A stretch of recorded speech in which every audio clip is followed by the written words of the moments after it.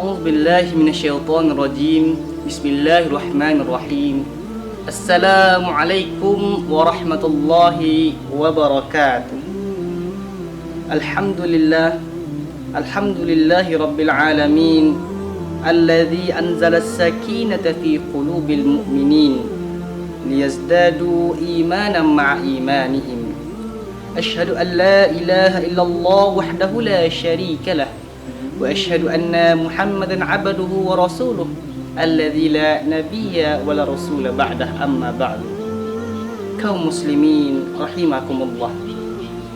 Alhamdulillah, segala puji syukur kehadirat Allah Subhanahu wa taala yang mana sampai pada bulan Ramadan yang mulia ini kita masih diberikan kesempatan, kesehatan untuk senantiasa meningkatkan ibadah kita kepada Allah Subhanahu wa taala, memperbanyak amalan-amalan soleh kita untuk kelak berjumpa dengannya.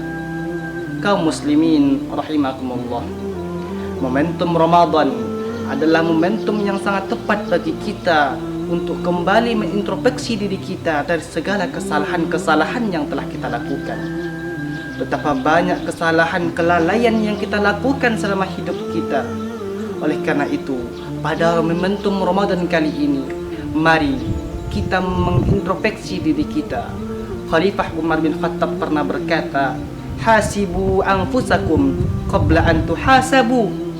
Hisablah diri kalian sendiri, introspeksilah diri kalian sendiri terlebih dahulu sebelum kalian dihisab di mahkamah Allah Subhanahu wa taala pada hari kiamat.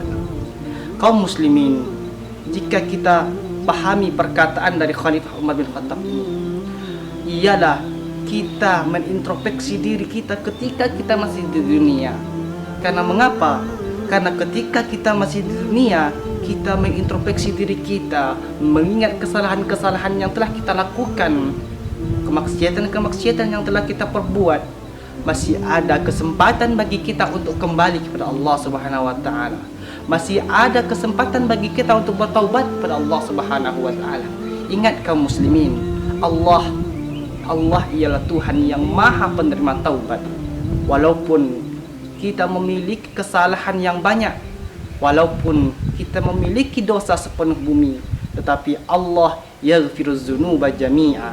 Dalam Al-Quran Allah Subhanahu wa taala berfirman, "Qul ya ibadiyalladzina asrafu ala anfusihim." Wahai Muhammad, katakanlah, wahai hamba-hambaku, ya ibadi. Allah menyapa kita, wahai hamba-hambaku, alladzina asrafu ala anfusihim, yang melampaui batas terhadap dirinya sendiri, yang menzalimi dirinya sendiri dengan kemaksiatan yang dia lakukan. La taqnatu min rahmatillah. Janganlah berputus asa dari rahmat Allah. Jangan malu untuk bertaubat kepada Allah. Itu panggilan Allah kepada hambanya, ya ibadi, la taqnatu min rahmatillah. Jangan berputus asa dari rahmat Allah Subhanahu wa taala. Innallaha yaghfiruz dzunuba jami'a. Lanjutan ayatnya, sesungguhnya Allah Subhanahu wa taala yaghfiruz dzunuba jami'a, mengampuni semua dosa-dosa hambanya, mengampuni kesalahan-kesalahan hambanya. Karena kodrat manusia itu sendiri adalah an-nisyan wal khata', wan nisyan, salah dan lupa. Maka maklum manusia itu sering lalai, sering berbuat dosa, sering berbuat maksiat, tetapi Allah tidak menutup pintu untuk kembali kepadanya. Allah senantiasa membuka ampunannya kepada kita. Apalagi di bulan Ramadan ini, begitu banyak kesempatan bagi kita untuk kembali kepada Allah. Mari kita hasibu anfusakum, kita hisab diri kita terlebih dahulu sebelum kita kembali kepada Allah dan dihisab di hadapannya. Maka ketika kematian telah tiba, tidak ada lagi kesempatan bagi kita untuk bertaubat kepada Allah Subhanahu wa taala, karena semuanya keadilan Allah akan ditegakkan pada yaumul hisab tersebut, kaum muslimin. Oleh karena itu, yang ada hanyalah penyesalan. Oleh karena itu, sebelum penyesalan itu tiba, mari kita persiapkan diri kita sebelum kematian menjemput kita. Kaum muslimin rahimakumullah. Untuk itu, mempersiapkan kematian perlu kita persiapkan. Di antaranya ada 3 kiat-kiat yang perlu kita persiapkan menjelang kematian. Pada kesempatan kali ini saya akan memberikan 3 kiat-kiat tersebut. Yang pertama yaitu memperbanyak amalan-amalan soleh. Kaum muslimin rahimakumullah, seseorang yang mengaku beriman belum pantas dia dikatakan seorang yang beriman ketika dia belum mengerjakan amalan soleh. Karena di dalam Al-Quran begitu banyak Allah Subhanahu wa ta'ala menerangkan antara orang-orang yang beriman pasti dia akan melakukan amalan-amalan soleh. Karena mustahil ketika dia mengaku beriman tetapi tidak dibuktikan dengan amalan soleh. Di dalam hadis Nabi sallallahu alaihi wasallam bersabda, "Al-imanu tasdiqun bil qalbi wa iqrarun bil lisani wa amrun bil arkan." Al-iman tasdiqun bil qalbi, dibenarkan oleh hati, wa iqrarun bil lisani, diikrarkan dengan lisan, ucapkan dengan lidah, diucapkan dengan lisan, wa amalun bil arkani, dan diamalkan dengan anggota tubuh, diamalkan dalam perbuatan sehari-hari. Maka orang-orang beriman harus mengerjakan amalan-amalan soleh sebagai bukti keimanannya kepada Allah Subhanahu wa ta'ala. Di dalam Al-Quran betapa banyak janji-janji Allah yang menjelaskan antara orang yang beriman harus melakukan amalan-amalan soleh. Di antaranya, وَبَشِّرِ الَّذِينَ آمَنُوا وَعَمِلُوا الصَّالِحَاتِ إِنَّ الَّذِينَ آمَنُوا وَعَمِلُوا الصَّالِحَاتِ فَأَمَّا الَّذِينَ آمَنُوا وَعَمِلُوا الصَّالِحَاتِ. Dan banyak lagi ayat-ayat Allah yang menyelaraskan antara kata amanu dan amilus salihat. Oleh karena itu, bukti keimanan harus dibuktikan dengan amalan soleh. Apa saja amalan soleh? Di bulan Ramadan ini, ketika pahala dilipat gandakan, banyak kesempatan kita untuk beramal soleh. Selain beramal soleh kepada Allah Subhanahu wa ta'ala dengan mengerjakan solat 5 waktu, dengan hadir di majelis-majelis ilmu, baik itu via offline ataupun online, dengan memperbanyak tilawatil Quran dan ibadah-ibadah lainnya kepada Allah Subhanahu wa ta'ala, masih banyak amalan soleh yang bisa kita lakukan kepada manusia, kepada makhluk Allah yang lainnya. Di antaranya berbagi, sedekah, infak, zakat, dan memberi makan orang yang berbuka. Itu merupakan amalan soleh seorang muslim. Kaum muslimin rahimakumullah.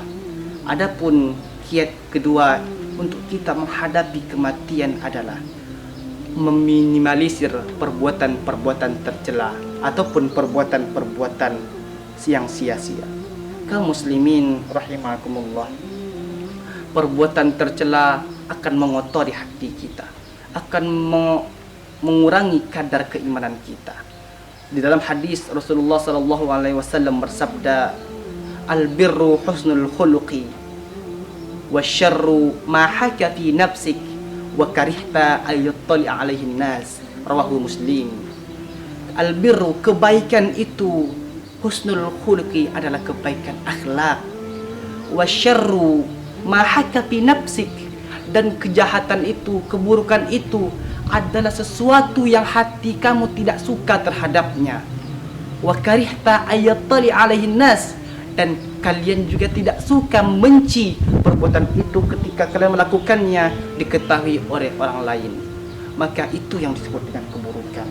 Seperti mungkin ketika kita melakukan perbuatan mencuri misalnya, atau mengambil hak-hak orang lain, maka pasti rohani kita, hati kita akan merasa keberatan dengan perbuatan kita itu.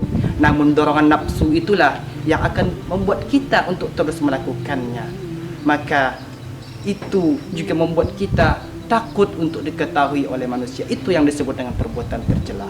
Oleh karena itu, mari kita minimalisir perbuatan-perbuatan tercela yang tidak ada manfaatnya, yang hanya membuat kadar keimanan kita menurun.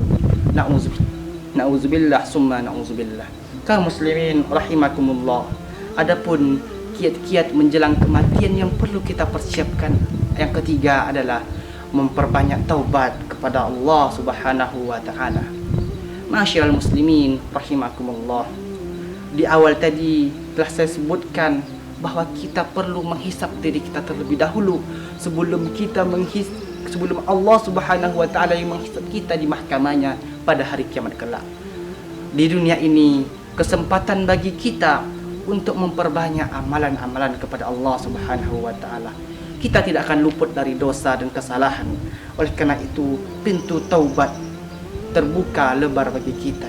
Dalam Al-Quran, Allah Subhanahu wa taala berfirman, "Innallaha la yaghfiru an yushraka bihi wa yaghfiru ma duna dzalika liman yasha." Sesungguhnya Allah Subhanahu wa taala tidak mengampuni dosa orang-orang yang syirik, tapi Allah mengampuni segala dosa hamba-hambanya. Kaum muslimin, Allah adalah Maha penerima taubat dari segala kesalahan masa lalu kita.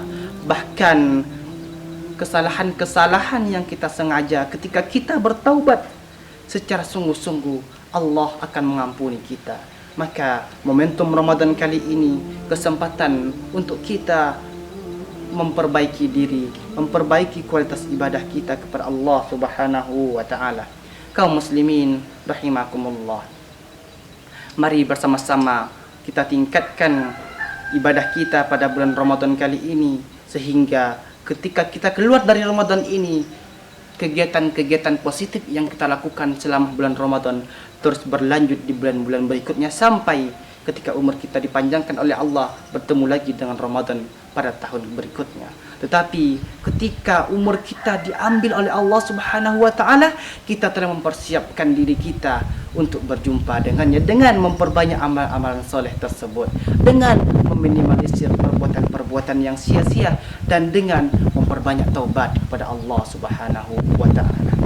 Kaum muslimin rahimakumullah, demikianlah tausiah yang dapat saya sampaikan.